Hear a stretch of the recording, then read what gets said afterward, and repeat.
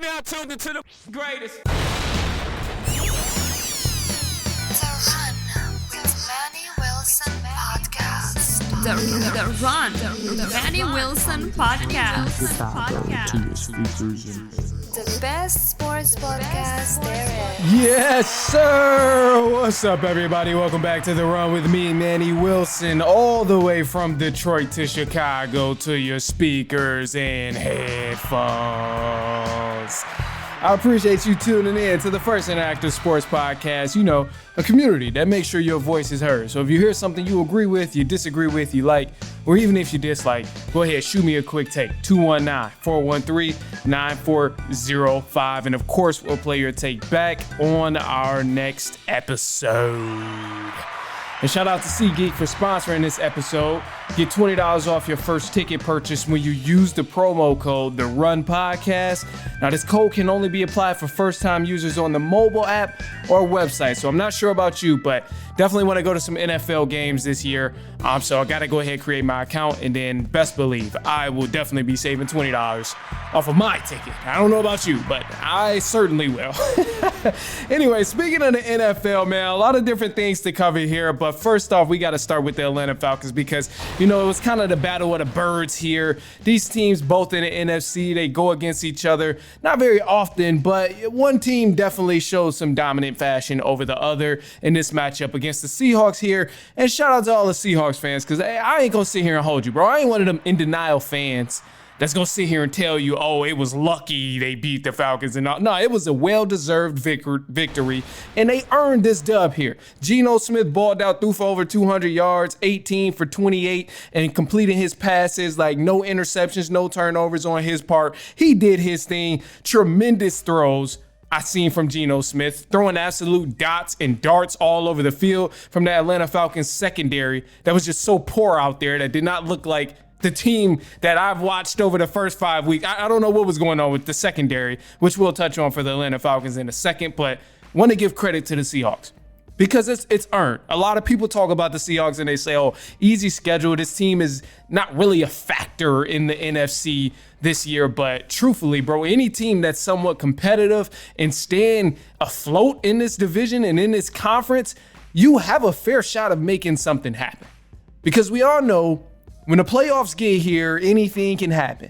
Injuries have already seemed to take down some of these juggernauts in the NFC. The Chiefs are obviously AFC team, but they're facing some injuries. The 49ers facing some injuries. The Lions facing some injuries. A lot of these teams in the NFC who we say are top dogs are facing some injuries. So that just tells me any team that's hanging around and being just as good enough to go toe-to-toe with anybody, oh, they have a chance to definitely make something happen come playoffs. But above all, man, congrats on that win for the Seahawks. They moved to 4-3, and they're 2-1 on the road. They walked in the trap and took over the trap for the Atlanta Falcons. Unfortunately, I'm sick that happened. I can't believe it did, but this is where the Falcons went wrong on so many different parts. Usually, we were able to rely on the defense to really keep the Falcons afloat. The Falcons defense, they forced a turnover in the last 5 straight games, doing their thing, whether it was an interception, whether it was a fumble, just some sort of turnover that really helped them get the ball back to the offense and take advantage of another opportunity. But we didn't see that at all in this game here against the Seahawks. First off, I got to start with that secondary with the Falcons because it was sad to watch. AJ Terrell, step to the front, please. Cornerback AJ Terrell. They just paid this man $60+ million guaranteed to do his job at cornerback. Not saying it's deserved or not deserved at all. I'm just saying this is the facts. They paid him $60 million guaranteed. This man got bullied all game by DK Metcalf. It was sickening to watch. I watched DK Metcalf tear up the Atlanta Falcons secondary single-handedly. And shout out to Geno Smith for throwing dots because obviously those passes wouldn't have been completed if Geno Smith didn't put it exactly where it needed to be. But bro, some of these passes and some of the efforts that I seen from the secondary just was not there from the Atlanta Falcons. I literally watched with my own eyes. AJ Terrell got blocked with one arm by DK Metcalf.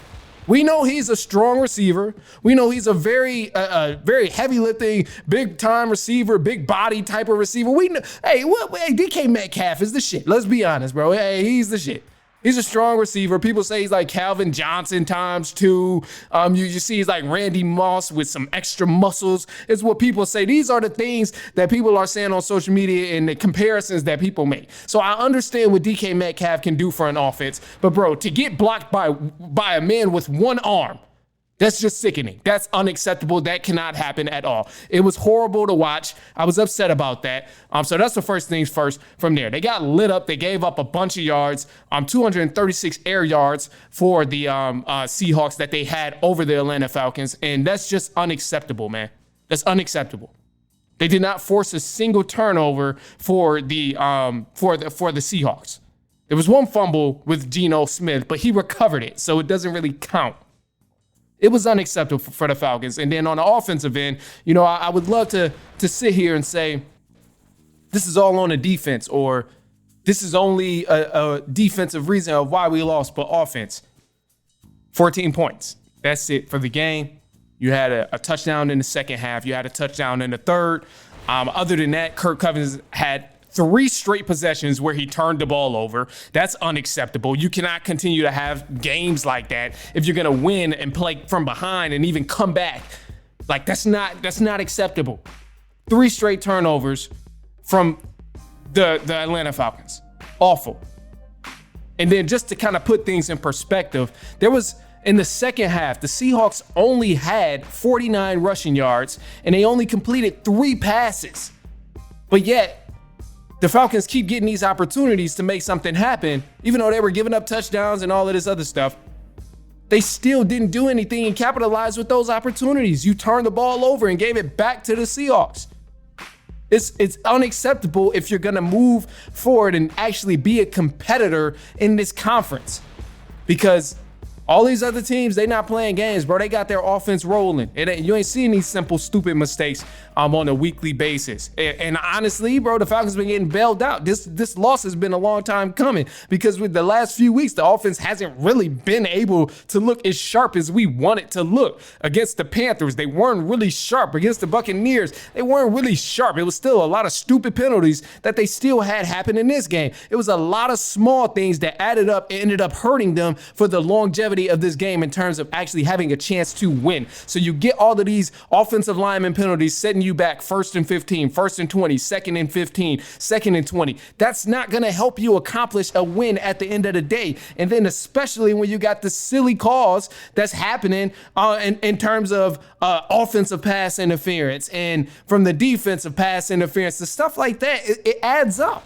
These little mistakes add up and it ultimately hurts you. So for the Falcons, hey, you got a lot of work to clean up. They got a lot of different things to make happen and change around before we can really consider them like a lethal threat in the NFC. I know they've been winning some games, but a lot of these games have been nail biters, and we don't want nail biters. Fans don't want nail biters. If you're a fan of a specific team, I'll say that. You're watching a game, you want a nail biter, but me being a Falcons fan, being a little biased right now in this moment, I don't want to watch a damn nail biter every week. I'm stressing myself out. I'm getting gray hairs. I'm losing my damn mind running around the house trying to keep up with all the games or this game with the Falcons in a nail biter. Like, come on, man. That's not, I'm stressing the hell out over here. It's crazy. They got the Buccaneers next at Tampa Bay. And best believe, Tampa Bay's not about to play around. They're not going to play around. That offense is rolling. The defense for Tampa Bay is rolling as well. Now, Falcons, they won. They took care of business. The first game when they played Tampa Bay, 36-30. But, I mean, it's not going to be easy going into Tampa Bay and getting another win. So, yeah, I'm hoping for the best, but they got to clean up some stuff. But on the bright side, I don't think it can get much worse. I don't think it can get much worse from the Atlanta Falcons, knock on wood.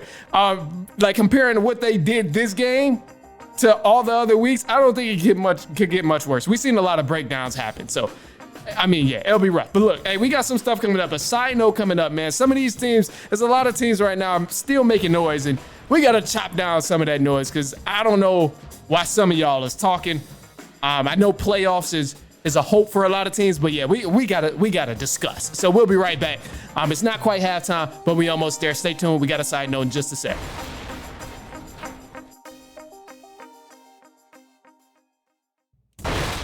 All right, man, so we got a quick side note here, and as I mentioned, it's a lot of teams and a lot of rah-rah going on in the NFL with some of these teams who barely even won 2 games yet. So it's time to hit them on a chopping block and go ahead and just count them out right now. I know we're creeping up on week 8 in the NFL. We got a couple Monday night games tonight, which I'll explain in just a sec. But for the sake of week 8, almost halfway through the season, and some of these teams gotta go.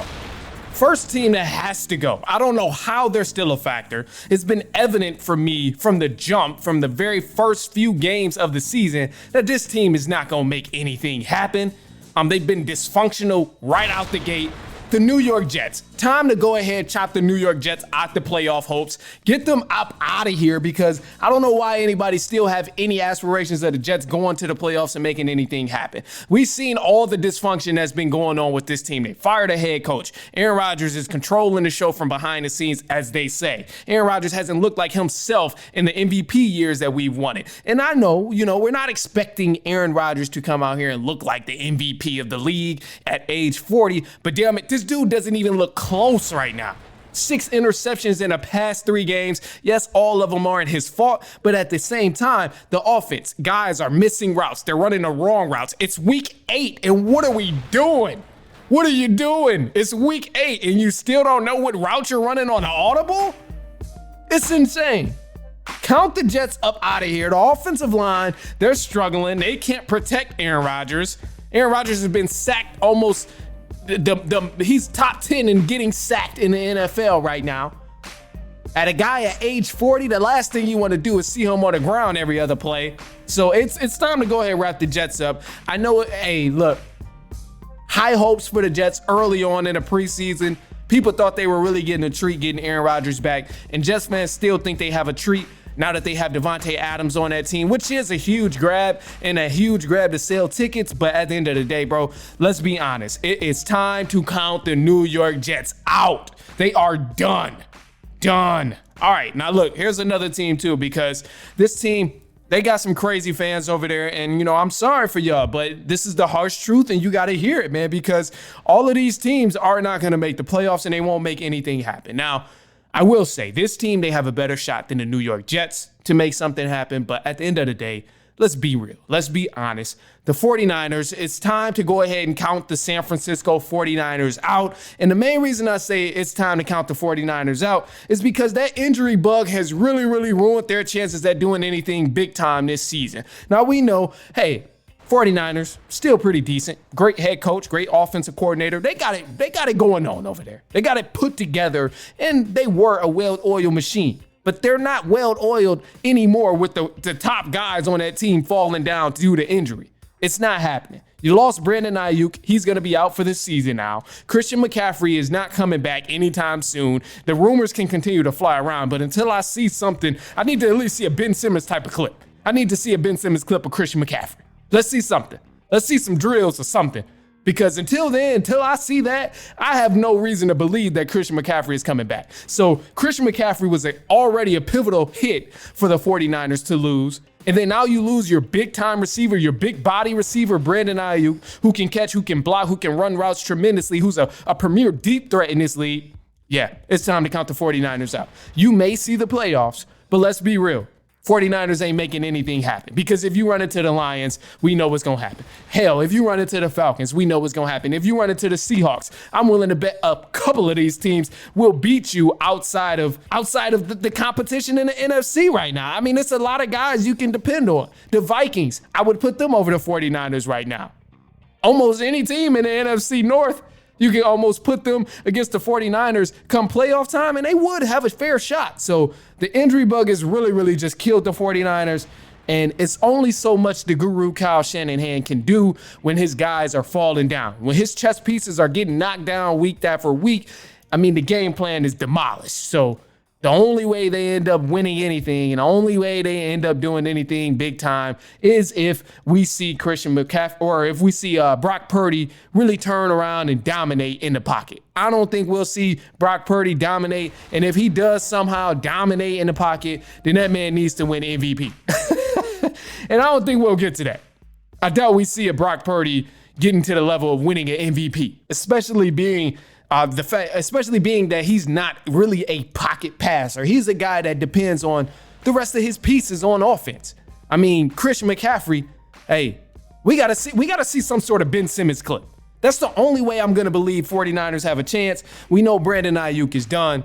That's a huge loss in itself. But Christian McCaffrey being out and Debo's beat down too. You got so many injuries going on with the 49ers. And hey, Brock Purdy's not gonna do it himself, man. He's not going to do it himself. And if he does, give that man the MVP. But nah, I need to see some Ben Simmons type of videos with Christian McCaffrey. If all these rumors going to keep flying around that he's coming back and he'll be back by this time in the NFL season. Nah, show me a clip. Show me some of him working out, running some routes, running through some cones, doing some drills on the ladder. I need to see something to have some sort of belief that, hey, Christian McCaffrey may make it back and Christian McCaffrey will be somewhat a help to this 49ers team later on in the season. Other than that, no Brandon Ayuk, Debo Samuel, he's been struggling. You lose your big time guys and it's bad for them. It's bad for them. I think with all that being said, it's time to go ahead and count the San Francisco 49ers out in terms of making anything happen. That's huge. It's not going to happen, unfortunately. That's just the way it's going to be. But I will say this. Look, I mean, anything can happen come playoffs. We're still some ways away. And this is me looking down the line. But it's a lot of teams. They're there, but they're not gonna have what it takes to get it done. 49ers with no weapons, definitely not making it happen. Jets who can't get over 4-game losing streak, definitely not making it happen. Any other team out there who ain't got 2 wins yet in week 8, not making it happen. Not making it happen. Yeah, that's the truth y'all need to hear. I'll say this. Look, leave us a quick take. 219-413-9405. And of course, we'll play your take back on our voicemail line. Yeah, again, one more time, 219-413-9405. Leave a quick take. Tell me something you like, you agree, you disagree with, any of that. And then, of course, we'll play your take. But we got some news for the run coming up in just a sec. Don't go anywhere. It's halftime. We'll be right back.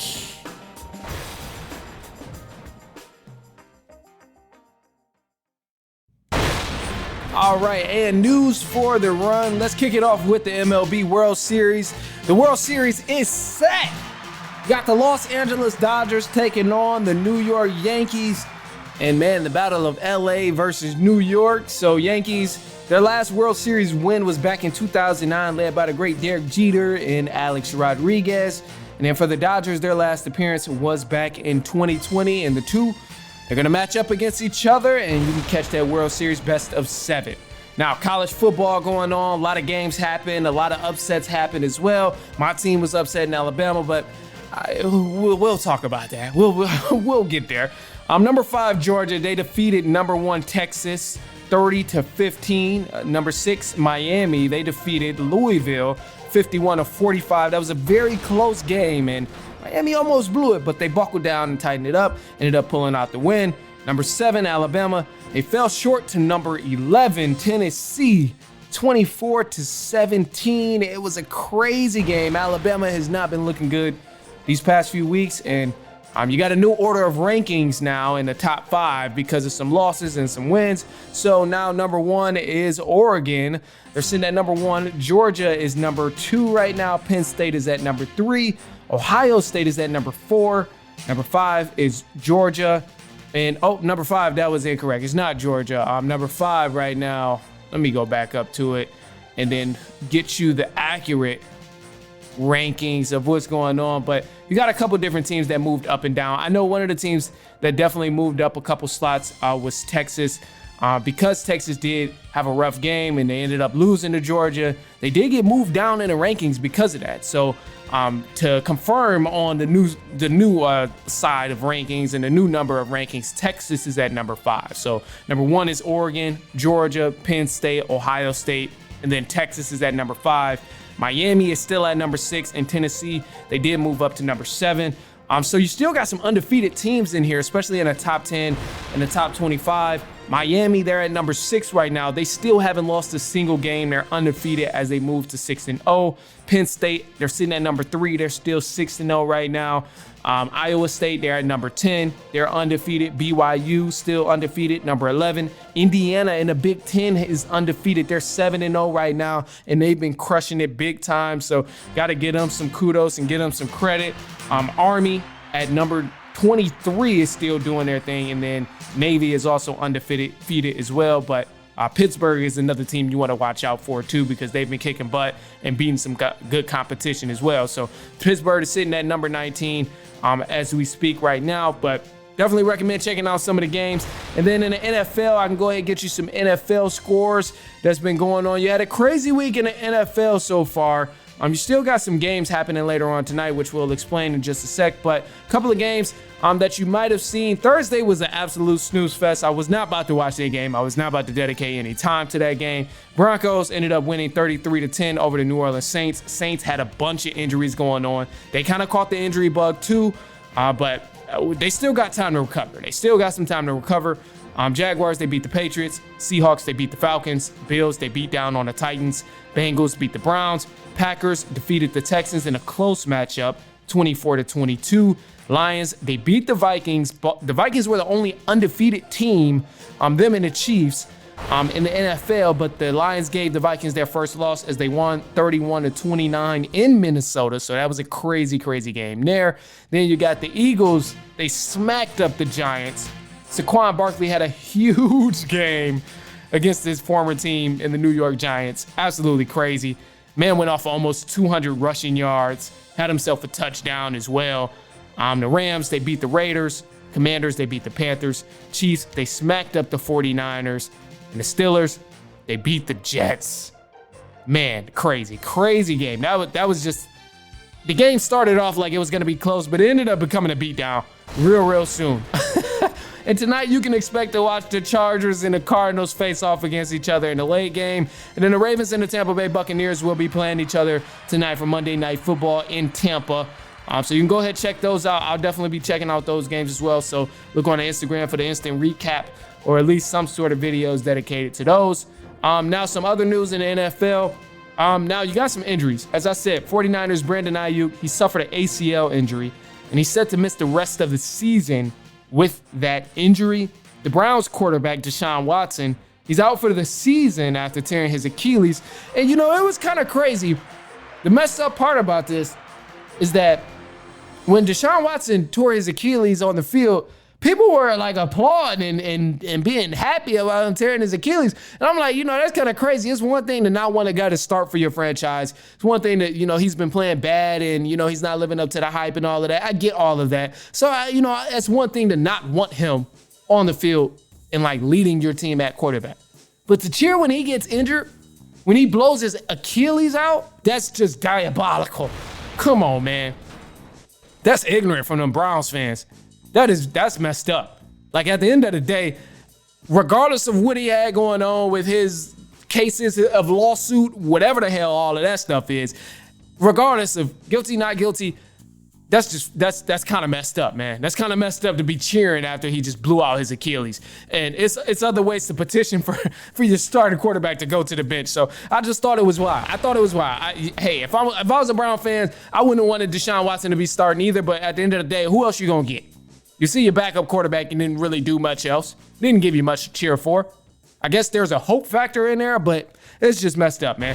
Anyway, last thing is Dolphins Tua Tagovailoa. He was rumored to return to the field this next Sunday in Week 8. Tua Tagovailoa, he was messed up with a concussion over these past few weeks, and apparently he's talking about he's not going to wear the helmet pad or none of that stuff. You know, it's a personal decision. So he said Week 8 should be good. Those are the rumors right now. But the NBA, they start up, man. The NBA, they're on their way. starting tomorrow, Tuesday. Some of y'all may be listening today, Tuesday, who knows. But the first matchup in the NBA is about to be good because we got the New York Knicks playing the Boston Celtics at TD Garden. Then we got the Los Angeles Lakers taking on the Minnesota Timberwolves at Crypto Arena, formerly known as Staples Centers, the home of Kobe Bryant and Shaq and Kobe. Anyway, look, some quick predictions for opening night in the NBA because these games, I'm expecting some good games. I mean, a lot of people wanted this in the conference finals for the Knicks and the Celtics. This would have been great. First game, I don't want to put too much emphasis on the first game because obviously things are going to change. The dynamic of the team is going to change. The way they mesh together and the way they play together, all of that stuff is going to change down the line. People might even get traded when you look 6 months from now, or not 6 months, but like 6 weeks from now. People will probably even be traded. So who knows? But the one thing I will say you should focus on in this matchup between the Knicks and the Celtics is the fact that you got a new Knicks team. You got some new pieces on the Knicks team. And I'm interested to see how they match up against the Celtics because previously in the finals, we've seen the Celtics, and all through the playoffs, we've seen the Celtics really just bully their way all the way to the finals. I mean, you had Kristaps Porzingis, Al Horford. They had some trees down there that was just really bullying everybody else. And then the guys were able to spread the floor because you got Jason Tatum, who's 7 foot, almost 6'9". Jaylen Brown, who's 6'9".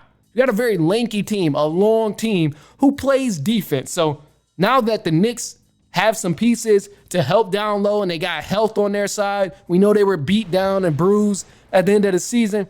I think they'll probably pull off game one. It's going to be a battle here. It's definitely going to be tough because you're going into Boston playing this game. And I mean, hey, excited to see Jalen Brunson and see what he does. But above all, the Celtics, they got the crown in the East so far, man. I know everybody else is hyped up about what other teams in the East can do. You got the Paul George trade over in Philly. You got the Karl Anthony Towns trade going to New York. There's some hype over here, and I understand all of that. But at the end of the day, man, these guys in the Celtics, it's almost like they already got it figured out. It's almost like they finally figured it out and can make something happen. So I think if I had to go put some money down on it, not encouraging anybody to put money down on it, but this just shows that I'm serious about who I'm saying I believe in. I would go Celtics, but you know how sometimes it is after winning a championship. Maybe the Celtics already got bored after winning one championship. It looks like they've been having a lot of fun this offseason. So who knows? maybe they are going to come out sloppy and a little sluggish. Who knows? Meanwhile, Knicks got a whole chip on their shoulder, and they're ready for war. They got something to prove. They were close. They haven't been that close in so long. So, I mean, it's going to be a great game, but definitely got to check that out between the Knicks and the Celtics at Boston TD Garden. And then you got the Lakers and the Timberwolves here at Crypto Arena. I'm excited for this game because, man, Anthony Edwards, I've been saying it for some time now. Favorite young guy to watch. Out of all the young talent in the league, the Jason Tatum, John Morant, Devin Booker, you got so much young talent in the league. Giannis Antetokounmpo. This guy right here, Anthony Davis, he's another young talent too, but Anthony Edwards. There it is. Anthony Edwards. That's the guy who he's that guy, man. He's that guy. Anthony Edwards is him. And I love watching him over any of the young talent in the NBA, not dismissing any of that other talent because they're all great. But I think Anthony Edwards just has he got the it factor, man. He got the it factor, and explosive guy, can shoot, expanding his game. The IQ is there. He's getting better and better each week that we see him on the court. And each time we see him on the court, we see something new that say, damn, I didn't know he had that in his bag. So it's huge, man. I'm loving what I'm seeing from Anthony Edwards and the Minnesota Timberwolves, but I'm curious to see how this works out with the new picks up of Randall and DiVincenzo on their side. I believe it can help them in the long run because it adds a little more depth to that team. And then now you got DiVincenzo, who's a scrappy guy as well. So he's really going to give teams the business as well because you got lockdown defenders between Jaden McDaniels. You still got Anthony Edwards. You add DiVincenzo to the mix. Rudy Gobert playing some defense down low. Randall playing defense down low. Nas Reed. You got a lot of guys, and I'm not going to go here and play the name game with you. But I think at the end of the day, one of the things that should be understood and one of the things that is easily observed and could probably come to agreement with any group of people talking basketball, let's not even play around. They're going to beat the Lakers. They're going to beat the Lakers when they play the Lakers tomorrow night. They're going to win. Let's just be honest, bro. Lakers have been a joke. I'm sorry for all my Los Angeles Lakers fans. They've been a joke for the past few weeks and all offseason. They drafted LeBron and his son. I mean, we're happy to see Bronny James play with his dad. It's a once-in-a-lifetime type of thing. But at the end of the day, they're not about to win no championship, bro. Let's stop it. Let's stop it. They ain't really made no serious moves that's going to propel them to the next level and show that they're an elite team in the Western Conference. I mean, they hired J.J. Redick as their head coach. His audition was a podcast with LeBron. Crazy. People joked about it, and it turned into a reality. Crazy. So, in that game with the Timberwolves and the Lakers, easily going for the Timberwolves to win that. I'm excited to watch Anthony Edwards play against LeBron. Of course, Anthony Davis making his way back out there. All of that stuff. Great game ahead of us. Wednesday night, we got some games, too. I'll elaborate on all that stuff later. But, yeah, man, I'm going to say this. I'll leave y'all on a positive note. And the positive note I'm going to leave y'all with is, just remember, man, anything can happen. As long as you give an effort and you trying to make this thing happen, you gotta look at some things and remind yourself anything can happen. Whatever you look at is a joke, whether you see J.J. Redick being the head coach of the Lakers as a joke, Donald Trump and Kamala Harris running for president as a joke, that should just be motivation to you and reassurance to you. Your wildest dreams can happen. Because if they can do whatever the hell they doing, whether you think they're idiots or not, or the finest person in the world, don't matter. If you think any of those people are idiots, just remember, you can do it too. Because you're smart at what you're doing and you've been putting in work at what you're doing. So just use that as internal motivation. It's like, keep dreaming wild, man. And, hey, it can happen. You never know what can happen until you try. So I'll leave y'all with that. Other than that, hey, follow us on Instagram at The Run Podcast. Follow the personal page as well. I am Manny Wilson. All the social medias, The Run Podcast, TikTok, Instagram, Twitter is Podcast The Run. But hey, look, we got a guest coming on for y'all later on this week. I'm so excited for that. But anyway, stay tuned. Go ahead, send this to a cousin, a brother, an aunt, a nephew, a coworker, anybody you know who enjoys sports, especially if I talked about their podcast. And then don't forget to use the promo code The Run Podcast to save $20 off your first ticket purchase with SeatGeek. Can definitely help you out, especially if you're trying to go to some NFL games this year. Create that account, use the promo code The Run Podcast. Other than that, hey, look, man, we'll be back later on this week, and so on and so on and so on.